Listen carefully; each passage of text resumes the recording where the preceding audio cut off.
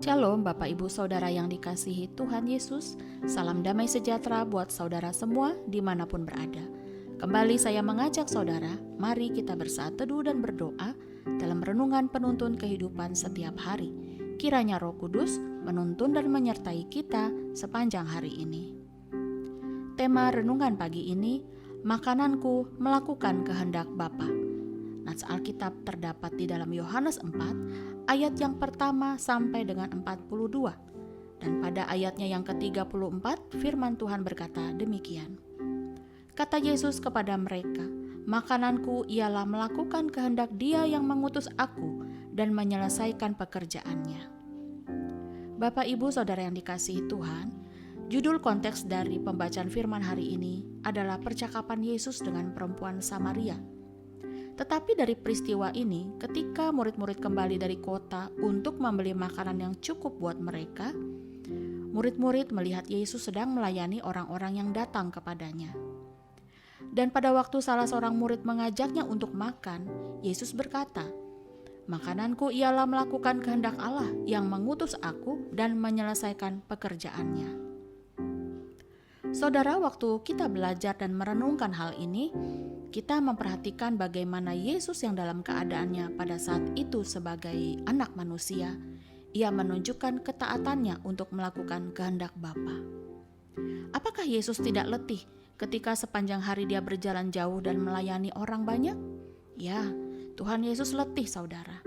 Karena Alkitab mencatat pada ayat yang ke-6 dari pasal ini, dikatakan bahwa Yesus sangat letih oleh perjalanan dan karena itu ia duduk di pinggir sebuah sumur. Apakah Yesus dapat merasakan lapar? Tentu saja, Yesus juga lapar.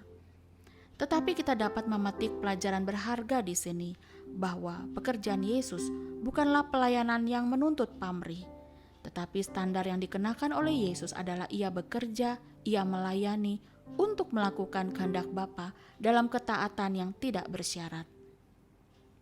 Saudaraku, Tuhan ingin memakai hidup kita untuk setiap pekerjaan yang mulia. Apapun pekerjaan kita, apapun pelayanan kita, dan apapun tugas dan tanggung jawab kita, Tuhan ingin kita menjadi orang yang dapat dipercaya. Kalau Tuhan memberikan kita tugas dan tanggung jawab dalam pelayanan, marilah kita menjadi hamba Tuhan yang dapat dipercaya.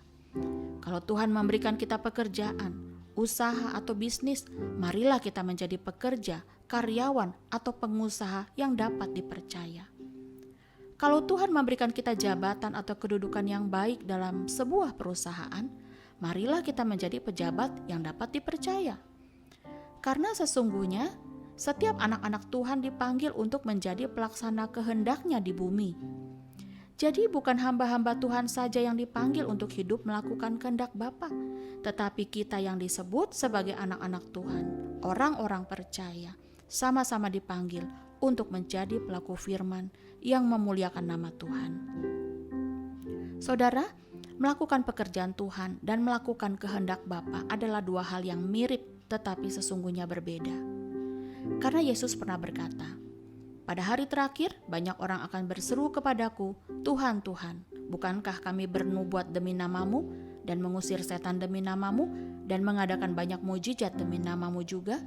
Pada waktu itulah aku akan berterus terang kepada mereka dan berkata, aku tidak pernah mengenal kamu, enyahlah daripadaku, kamu sekalian pembuat kejahatan.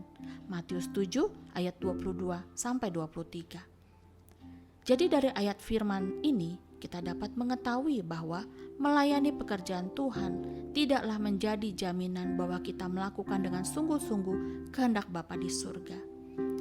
Jangankan kita bekerja di bidang sekuler saudara, di bidang pelayanan gereja saja, kita dapat berbuat hal-hal yang jahat di mata Tuhan. Mungkin awalnya kita melakukan kehendak Bapa, tetapi kemudian timbullah keinginan-keinginan pribadi, seperti ingin dihargai, ingin diakui, melayani hanya untuk upah, dan kepentingan pribadi lainnya. Mari kita belajar dari tragedi kisah Ananias dan Safira dalam Kisah Para Rasul 5. Setelah pencurahan Roh Kudus yang luar biasa, ada banyak perubahan yang terjadi. Salah satunya adalah cara hidup jemaat. Mereka sangat dipersatukan oleh kasih Kristus. Mereka sehati dan sejiwa, sampai-sampai mereka menganggap segala sesuatu yang mereka punyai sebagai milik bersama. Mungkin awalnya Ananias dan istrinya ingin ikut menabur dengan menjual hartanya dan dibagikan untuk kepentingan bersama. Tetapi sayangnya timbullah kepentingan pribadi sehingga mereka mendustai rasul-rasul. Apa akibatnya saudara? Tuhan memberikan hukumannya pada saat itu juga. Jadi kematian Ananias dan Safira harus menjadi peringatan buat kita juga, bahwa seringkali kepentingan-kepentingan pribadi menjadi penghalang untuk kita melakukan kehendak Bapa dengan tulus hati. Dan Bapa di surga tidak suka dengan cara-cara yang demikian. Bapak Ibu Saudara yang dikasihi Tuhan, saya mengerti tidaklah mudah melakukan kehendak Bapa. Tetapi kalau kita mengasihi Dia seperti kita mengasihi seseorang, maka kita akan berusaha untuk menyenangkan hati orang yang kita kasihi. Untuk itu seperti kata firman Tuhan, sebab kamu memerlukan ketekunan, supaya sesudah kamu melakukan kehendak Allah, kamu memperoleh apa yang dijanjikan itu.